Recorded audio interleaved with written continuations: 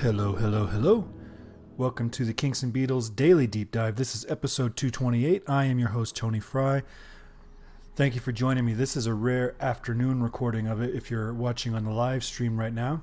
So, it's a bit of a gamble. And I'm mixing the times up a little bit so that more people have a chance to watch, and I'll figure out what time gets the most audience, and that's kind of when we'll stick to it. These afternoon ones are a gamble, though, because baby Harrison is asleep in his nap right now. I'm home alone with him, so this could go south real quick if I happen to wake him up and have to go take care of that. But we'll give it a try. Today we're talking about the song Brother by the Kinks.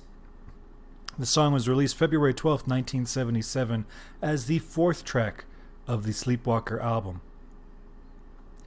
Dave Davies referred to this song as an exceptional song about unity and brotherhood. It is very beautiful. And he was right. Or is right. I'm sure that's still his opinion. Great song. I love this song. It's a highlight on this album. An album that's already got a fair amount of highlights because it's a solid album. Recording of this song began in the first week of July 1976. And then shortly after these sessions, the AC breaks at Kinks Studios, so the band has to take a break from recording for a bit while that AC is repaired, because this is July, it's hot. During this break, though, Clive Davis, who is the president of Arista Records at this point, he hears the song Brother and insists that it should be a single. He hears this as being in the style of Bridge Over Troubled Water, which he had produced for Simon & Garfunkel. And if you're not hip to who Clive Davis is, you need to go check out his resume. The dude knew how to pick a hit. He's an exceptional track record. So on August 13th, the band attempts to put some of Clive's advice to tape by extending the ending on his request and adding some strings. And the Sleepwalker sessions mark the first time that John Gosling is using a Roland string synthesizer with the band. And that fills out the sound, but it also probably contributes a little bit to the somewhat dated feel of this album. Because it's 76, these synth strings weren't really the level that synth strings are, in 2022 when we're listening back to it. Ultimately, the band edits the song, adds the extended ending and the strings, but they still don't release the track as a single, which I think is crazy. I would have picked this one over Jukebox Music, which is the second single off of this album. I mean, it's not uncommon. You open your first single is the rocker, your second single is the ballad or whatever. This, I think, could have been a good single. But as great as Clive Davis is, I think he was a little mistaken about this track. In his opinion, Brother could have been a hit like Bridge Over Troubled Water. But Bridge Over Troubled Water doesn't go on for 5.5 minutes, I don't think. I think the song goes on too long for radio, especially for the period of this period in the 1970s. The song has a natural endpoint at around 3 minutes and 20 seconds. And maybe this is where the song originally ended. I don't know. This could have been where they tacked on the extra bit. But kicking the band off for a refrain that simply repeats the lyrics we've already heard actually takes some of the power out of the song, in my opinion.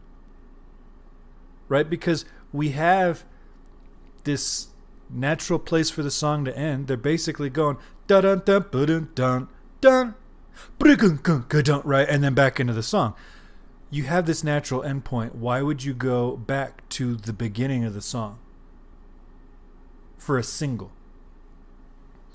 If I were recording this with the intent of it being a single, I would have ended the song with one more chorus at the 3:20 point. All right, so we still have that kind of da da da da da da da, and then one more time. But instead of going into the slow part, the world's going crazy and nobody gives, right? Instead of going into that part, go into the brother chorus and fly over that dual guitar part that is being played on the electric guitars and underscore the chorus with it. All right. So now you don't just have a chorus, but you have this big chorus. You've got the synthesized strings. You've got these dual electric guitars doing this really cool. I assume that's all Dave. I love that guitar work underneath the coda of this song. But fly it in to this last chorus. It's all the same chord progression. And make this coda the last chorus and the biggest chorus of the song. This would have probably taken the song to close to 4 minutes, which is still a minute and a half shorter than its release version. So that's, I would say, an improvement. And 4 minutes is a lot more likely to get airplay for a slow song than 5.5 minutes on the radio. And you end with this great, powerful chorus. I think that would have been a hit. We'll never know if the song would have been a hit because they never released it at all. But I think with those edits, it would have been a very, very radio-friendly song at that point. Maybe I'll make my own edit to see if it would have actually worked. It'd be easy to do. Where I do agree with Clive is that this could have made a great single. There's a fantastic song here. But a lot of this album would have made good singles. This is maybe... I'm trying to think because I hadn't pre-planned this thought. But I can't really think of another album before Sleepwalker that was so packed with obvious singles. Lola had a couple more tunes that could have been singles, but that one was very dependent on the concept album. This album is packed with singles. And I say singles as radio-friendly songs because singles don't necessarily mean the best songs on the album. They're just the songs most likely to be hits. Because we all know there are album tracks that will never get played on the radio that are among our favorite tracks, right? But yeah, this album's full of them. The chords for this tune are interesting because the verse and the chorus are mostly the same, but with different melodies. And this allows later in the song for both lines to overlap. Right? You get the world's going crazy underneath, you're my brother, right? You get those overlap later. That only works because the chord progressions are pretty much identical. I will say, though, that the few places I found chords listed online, all of them are wrong. Not even close.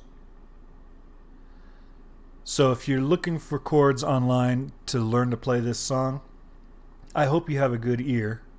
I'll throw up the Roman numerals for this one in a second so you can try it, but you have to have a good ear because the transcriptions online are awful.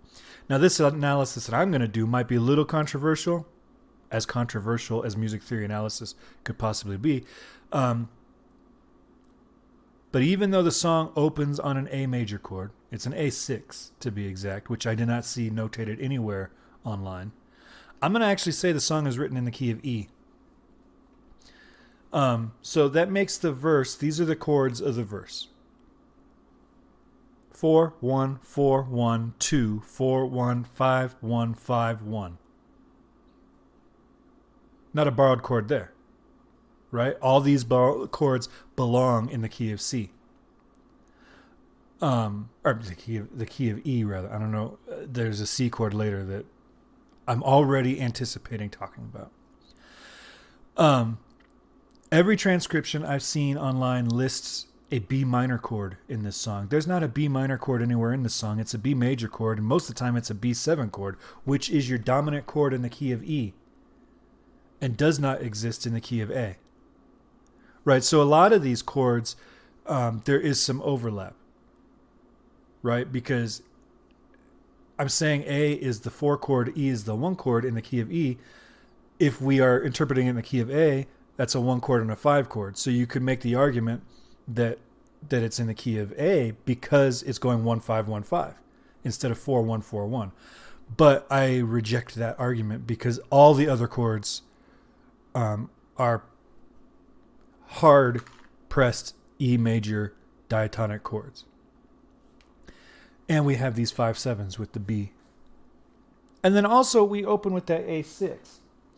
And when you have that sixth there, you're adding that F sharp there. The whole melody is the world's going crazy. Nobody gives a damn anymore. The A6 isn't a tonic sounding chord. I mean, maybe if you were ending the song, you're like, but if you're opening on a 6 chord, it doesn't really give the feeling of a tonic home bass chord. And then the fact that he does that instrumentally, basically just him and the chord, world's going crazy and nobody gives. And then when he says damn anymore and they go to E, you get that big, there's a bass note and some drums and everything, and he lands on that E chord. So I really think that E is your home. That's your tonic. And these A6 chords on there, he's just starting on the 4 chord, which isn't crazy common, but it's not unconventional, and it is part diatonic of the scale that we're in. If you're in the live chat right now and disagree with me or have any opinion on this at all, make sure to chime in, and we'll talk about it in a little bit. So, as I said, except when he goes to the chorus is pretty much the same chord progression, except when he gets to the 2 chord. After he goes 4-1-4-1, when he gets to that 2 chord, he kind of sits on it. Instead of going on through the progression. So he's sitting on that F sharp minor. And then he's just moving the bass note down in half steps.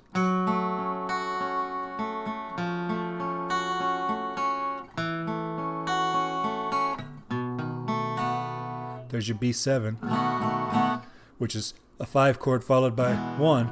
So this trick he uses in Waterloo Sunset. And I don't see my friend. Right? We've heard this lick before. Here he's doing it. I'm pulling up the lyrics here so I don't screw it up.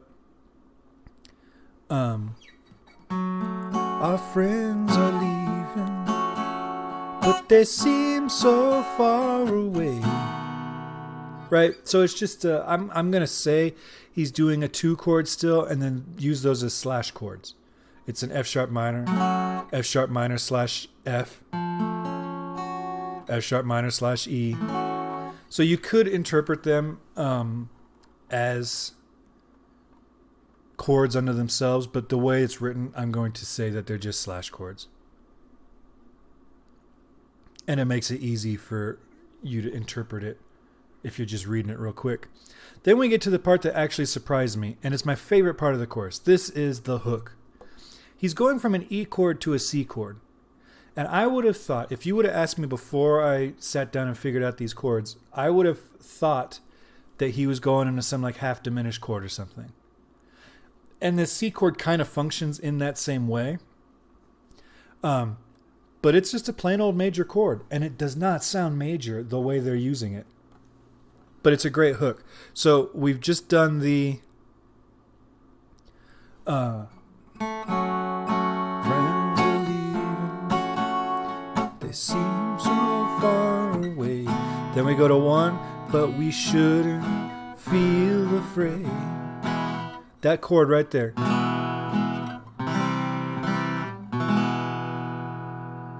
That's a great little hook because you've got that G sharp going down to G.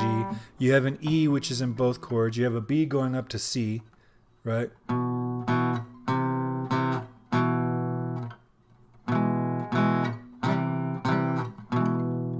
So you got some contrary motion. You've got a sustained note between the chords. So it does function different than a major chord would. And the C chord just comes out of nowhere because it's not anywhere in the key or really relatively close as a borrowed key or a borrowed chord.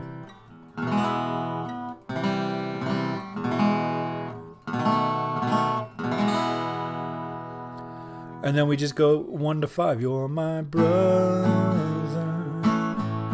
No, I didn't know you yesterday. It's just a 4 to 1, 4 to 1, 4 to 1. But that's C. That's a great hook. the hook of the song in my book. This is a really great song, and I wouldn't change a thing for the album version. All the stuff that I said earlier about all the changes and edits I would have made, that was if I was going to release it as a single. But for the album version, I wouldn't change a thing. I think it's beautifully performed. It's beautifully written. I don't think it goes on too long. It holds my attention the whole time. It's definitely a standout track on the album. It closes side one. So I mentioned in a previous episode that this was the first Kinks album I owned on vinyl because I started in the CD era, so vinyls came secondary. And I actually think I had this on vinyl before I ever owned it on CD. So I know this as a side A closer, and it's a good closer for that. But it's a great song. I wouldn't change any of that. And it shows Ray's strength as a ballad writer, both musically and lyrically. You know, he writes beautiful melodies, and I think sometimes that gets forgotten because he gets all this credit for his lyrics, and that's rightfully so. He's a fantastic lyricist, maybe the best lyricist of his generation. But I think it gets lost that he is also just as good at melody. He wrote melodies that hold up against any of the other guys that we say are the best in that respect. And this kind of stuff really highlights it. The band must have liked the track too, because they did play it pretty heavily in their live set to support the Sleepwalker LP, but they also included it in live sets well into the 80s. As late as 1985, they were playing it, which by rock standards is pretty far removed for an album track to be on a set list. Right? Usually it's like we're going to play the 2 or 3 songs from this album that we're promoting, and then everything else is hits. But the Kinks, you know, they drug this one out. They brought out some hits too, but they brought this one out, and that's a deep cut by the time 1985 comes around. And I guess an episode of this show would be a waste if I didn't say that I love Mike Mick's drumming on this. I think he has some real tasteful drumming, and he is filling a lot, which you wouldn't expect for a song of this tempo and this kind of vibe, but he does do a lot of fills on there. And then Dave's lead guitar tone just perfectly fits this arrangement. It's a really great production. Overall, this is just a really great song. Hello to everybody watching live. We don't have any live chat that I can see here, so I will remind everybody to follow us on all the social medias. Go to herohabit.com. Under the podcast button at the top of the page, you can find out all the information you need to know on where to follow us so that you can stay up to date on when we're doing these live broadcasts and chime in and join us. All right. Of course, you can call me at 925-494-1739. Email me at kinksandbeats@herohabit.com. And today is Friday in the real world, so we will be talking to you on Monday. And I hope you'll join us. It's a Monday at 9 p.m. All right. Take care of yourself. Stay safe. Have a great weekend.